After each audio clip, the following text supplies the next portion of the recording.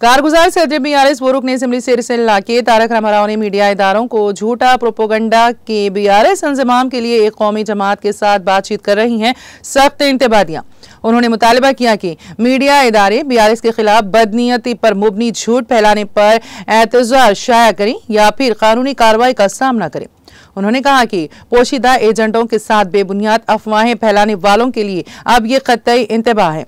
बेबुनियाद अफवाहें फैलाना बंद करें, बीआरएस के खिलाफ अपनी बदनीयती पर मुबनी झूठ पर एतजाज शाया करें या कानूनी कार्रवाई का सामना करें। केटीआर ने सोशल मीडिया प्लेटफॉर्म एक्स पर इस सिलसिले में पोस्ट किया।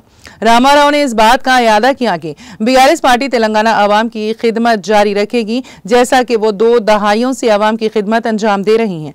उन्होंने याद दिलाया कि गुज़िश्ता 24 बरसों के दौरान बीआरएस पार्टी ने सैकड़ों तखरीबकारों और हजारों बदनीयती पर मुबनी प्रोपोगंडों और साजिशों का अज़्म और हौसले के साथ मुकाबला किया है।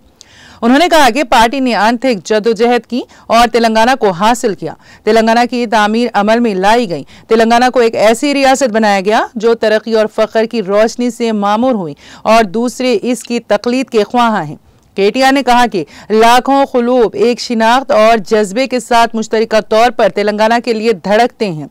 केटीआर ने कहा कि हम गिरते हैं, हम उठते हैं और हम सिर्फ तेलंगाना के लिए लड़ते हैं। हम कभी नहीं झुकेंगे, अभी नहीं, कभी नहीं।